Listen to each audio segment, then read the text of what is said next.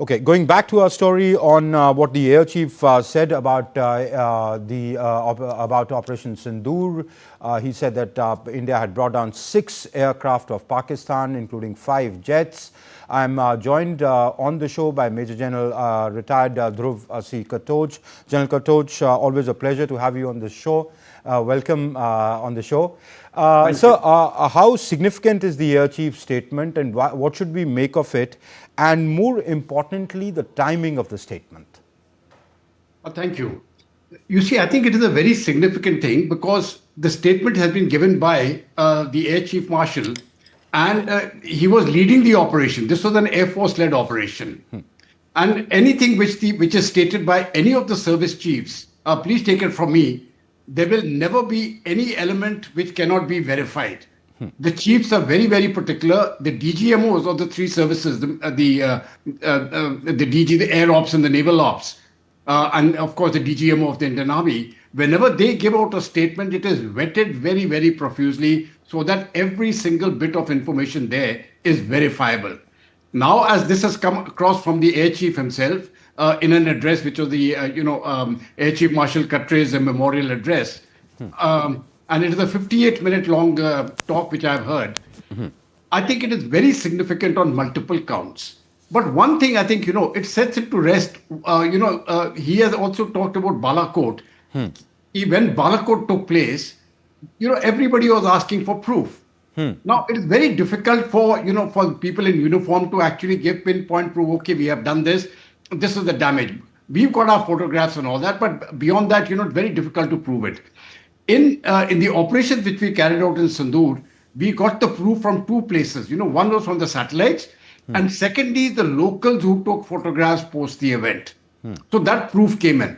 But one of the things which the Air Chief said was in the Balakot incident where the strike took place, at the point of impact, there was a very small hole, just a pin, you can say. And the same structure was also exactly similar, which took place when we struck one of the sheds in, I think it was, in one of the madrasas, either Muridke or Bhavalpur. One of them, I'm forgetting which one. Yeah, Muridke it was. Yeah, so exactly the same. And he says, in the other one, you see the damage which had taken place below. So there were 2 things, one is the damage which was visible from the top, and the second is the damage which took place below. Now, a similar damage actually took place at Balakot also. And that is what he said. He said it is, when the Air Chief or somebody comes out and gives a statement, it should be believed. That is one. Number 2, when we are talking about the 5 aircraft, the 5 fighter aircraft and the 1 AEW which was destroyed, the Air Chief was referring only to the one which was done by our actions. That means they were flying and we took them down. Okay. In addition, of course, there have been many of these aircraft, the F-16 and the J-17, which we have taken down in the hangar itself, including the Chinese UAVs.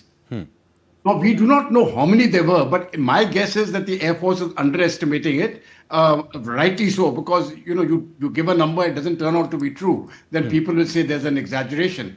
But in my own assessment, I think they have taken down far more in the hangars than what has been taken out. All right. So the third point I want to give out is, when from my own study and from what the Air Chief has stated, the damage to the Pakistani air assets was about 20%.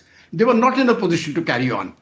And he spoke very clearly of 2 things, the political objectives and the need to terminate the war when we wish to. General, are you saying 20% of the air assets of Pakistan were destroyed or affected in Operation Sindoor? Yeah, that is my assessment, not what the Air Chief stated. But it comes to, you see, when you take the radars, the airfields which were struck, which were rendered which were disusable, the aircraft destroyed in the hangars and on the ground, and the fact that we disabled a very large number of the radars, their capability had degraded by at least 20%. And that was the fear. You see, it was that fear of the capability degradation which made the Pakistani DGMO come out and say, listen, we want to stop now. Remember on the first day when we offered him the ceasefire, on the night of 6th, 7th, after the 25-minute action, when we destroyed the 9 terrorist camps, the DGMO army spoke to the DGMO of Pakistan and told them, we have taken the terrorist targets, we don't want to pursue it any further, you stop. And that person said, hum jawab denge. After 10th, they had nothing to say, hum jawab denge, hum ladenge. They actually begged for a ceasefire. Now, Okay. that was the impact of this degradation carried out by the Indian Air Force uh, for these 88 hours when this operation took place, in which the army also played a great role. And I would dare say the Navy played a great role, though they didn't fire a shot, but they were covering all the sea routes. And that is very important to understand because you had the oceans covered, you had the land covered, and then you had the Air Force operating deep and creating havoc within the Pakistani lines. Okay. I think all that has come out very, very clearly in the Air Chief's address, which, in my personal view, has been one of the best addresses I've ever heard from a serving chief. Okay. General, you say that when the forces chiefs speak or put out something in public domain, they do it after due diligence. They once they have verifiable proof, and they probably understate because they don't want to overstate, and lest it is brought out that it cannot be proved.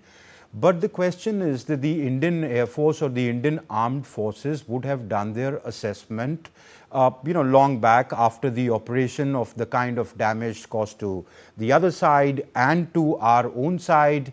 So why, this question will be asked, that why did it take 3 months for a chief to come out and say, well, we inflicted this kind of a damage on them?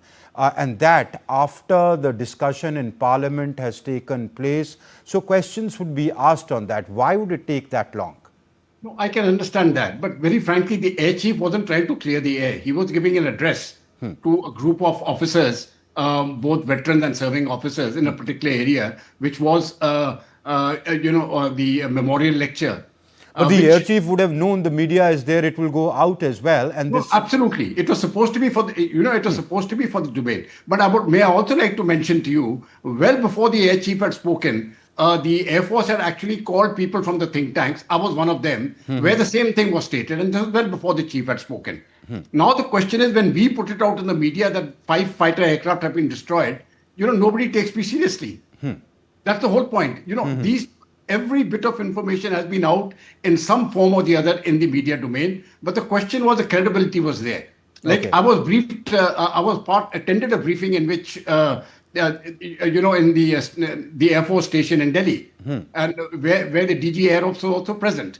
And these things were, I was aware of this. But Okay. let us say I put it out, even if I state that the DG Air Ops was there, and when this talk was given. So you're saying the air chief going on record brings credibility to what he's Yes. saying. All right. Absolutely. The air chief saying it brings great credibility because, take it from me, the air chief may not speak to everything. He's not supposed to. But I can assure you, everything which he speaks will be right. All right. I've got no doubts about that. Okay. General, you've been a career soldier. To understand from you that post a conflict, how does this whole assessment business work? Does the army or the forces, the concerned forces or the trial services look at what kind of damage they've inflicted, what kind of damage we've sustained, the lessons learned from it, the tweaking of strategy? So when the air chief goes out and says we have inflicted this damage on them, questions will be asked that why are the forces not sharing with the nation the damage inflicted on us? May I put it this way? No country will ever talk about the damages which we suffer. No country. That's part of the system. Has Pakistan spoken of the 6 aircraft which they lost in the air? Okay. Has Pakistan spoken of the damages which they have suffered in the hangars, where a number of F-16 and J-17s have been destroyed? Has Pakistan spoken of the damage which has been done to the runways? Nobody does that. Israel doesn't do it. You saying Pakistanis don't do it. the Forge does its internal assessment, learns lessons from it, and keeps it with them, and it's not put out in Absolutely. public domain. No, there are some things which are not to be given out. And there's another aspect to it why we don't give it out. You see, it gives credibility to the enemy to say whether his systems have worked or not. Okay. But we have made it very clear that the strikes which were carried out by the Pakistanis on the 7th and the 8th, we intercepted 100% of their drones and missiles. And that is again factual because that statement wouldn't have been made otherwise. And the only damage which was caused was to civilian property. We lost a few people, yes, there was some minor damage. But by and large, the Pakistanis lost out very heavily on what they proposed to, attack. on Indian airfields, etc. But when we carried out that attack on the 10th, we decimated them, which was what forced them to ask for the ceasefire. I think that is very important to understand. They came after having said that, okay, we will fight and we will, take revenge. So after they have not been able to take revenge, then why did they come to the table? You're right. That is the point. And I think the air chief also brought that out very well in his talk. That this was, this was a very brilliant operation led by the Air Force, certainly. But all elements of part took place. The Army, the Navy, and the Air Force was synergistic one. The NSA and his team played a very important role. And the political authority played a very important role. Yeah, he's referred to that. He said that the political will and the free hand given to the armed forces were the key attributes why this operation was very successful. That's all the time I have for, but let me just, put out what the Air Chief said, which I find significant. He said that many, including some close to him, were telling him to continue the action, saying, "Aur marna tha."